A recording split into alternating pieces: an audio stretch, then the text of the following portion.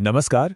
आज बात करेंगे एक बहुत ही मॉडर्न प्रॉब्लम की, लेकिन इसका जवाब वो हमें मिलेगा एक बहुत ही पुरानी जगह पर। तो चलिए इस पर जरा गौर करते हैं।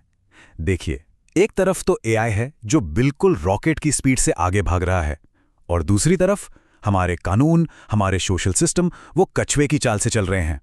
और ये जो गैप है ना, ये काफी खतरनाक है। इसके असर तो हमें अभी से दिखने भी लगे हैं।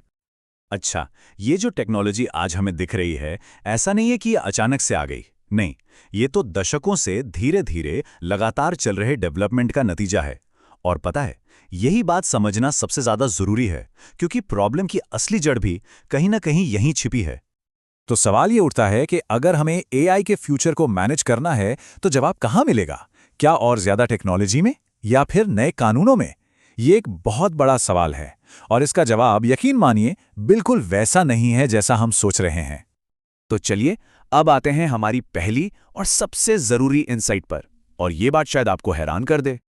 अब देखिए, इस स्लाइड की सबसे दिलचस्प बात क्या है? इसका दावा जो हमारे कॉमन सेंस के बिल्कुल खिलाफ जाता है। मतलब ये कि एक फ्यूचरिस्टिक टेक्नोलॉजी को समझने के लिए हमें फ्यूचर में नहीं बल्कि पास्ट में यानी इतिहास में देखना होगा। हमें एक तरह से हिस्टोरियन बनना पड़ेगा। देखिए, इतिहास का मतलब सिर्फ तारीखें या राजा महाराजाओं की लड़ाइयां नहीं है। नहीं, ये तो हमारी सोसाइटी का एक तरह से सोर्स कोड है। मतलब इसी से तय होता है कि आज हम कैसे सोचते हैं, हमारे नियम कानून ऐसे क्यों हैं, और जब भी कोई नई चुनौती आती है तो हम उस पर रिएक्ट कैसे करते हैं। तो ये सब सुनने में तो बड़ा अच्छा लगता है ना? लेकिन सवाल ये है कि ये असल में काम कैसे करता है। चलिए देखते हैं कि हिस्ट्री कैसे एक पावरफुल और प्रैक्टिकल टूल बन जाती है। इसको ऐसे समझिए जैसे कोई डॉक्टर बीमारी की वजह पता लगाता है, या कोई इंजीनियर किसी मशीन के फेल होने का कारण ढूंढता है। किसी भी मुश्किल प्रॉब्लम को सॉल्व करने के लिए पहला स्टेप हमेशा यही होता है, पास्ट में जाकर देखो ताकि प्रॉब्लम की जड़ तक पहुंच सको। और इंजीनियरिंग का ये तरीका इस बात को बहुत अच्छी तरह समझाता है। देखिए, होता क्या है, कोई प्रोडक्ट फेल हो गया तो क्या करेंगे?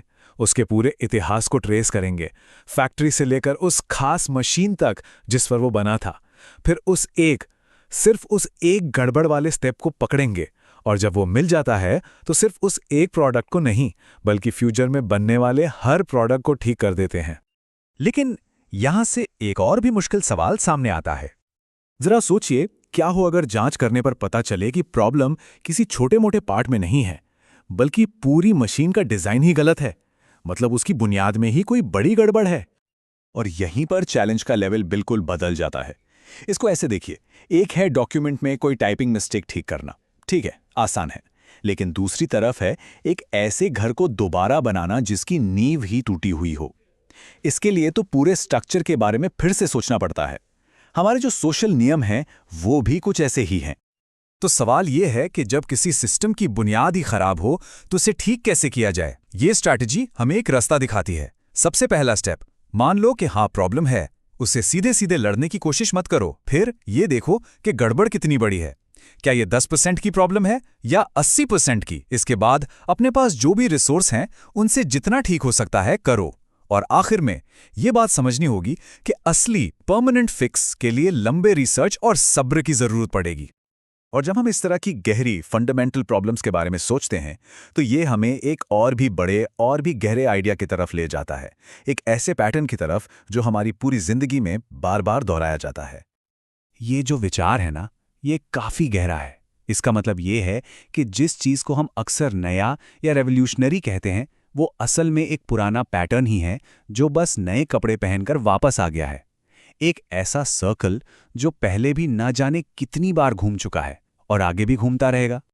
और ये जो इन्फिनिट साइकिल्स हैं, ये हमें नेचर में हर जगह दिखते हैं। मौसम का बदलना हो या इस नंबर को ही देख लीजिए, करीब 4.5 अरब साल, इतने सालों से हमारी धरती सूरज के चक्कर लगा रही है लगातार।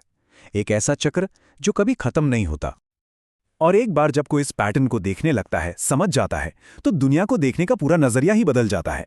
फिर हर चीज में एक कनेक्शन, एक रिपीटेशन और एक गहरा मतलब नजर आने लगता है। ये समझना कि हमारे चैलेंज, हमारी सक्सेस, हमारी फीलिंग्स, ये सब एक बहुत बड़े रिपीट होने वाले साइकिल का हिस्सा हैं, ये हमें किसी एक हिस्से में फंसकर रह जाने से बचाता है।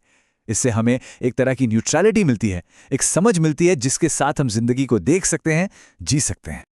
तो आखिर में ये सवाल हमें अपने और अपने आसपास की दुनिया को देखने का एक बहुत पावरफुल नजरिया देता है।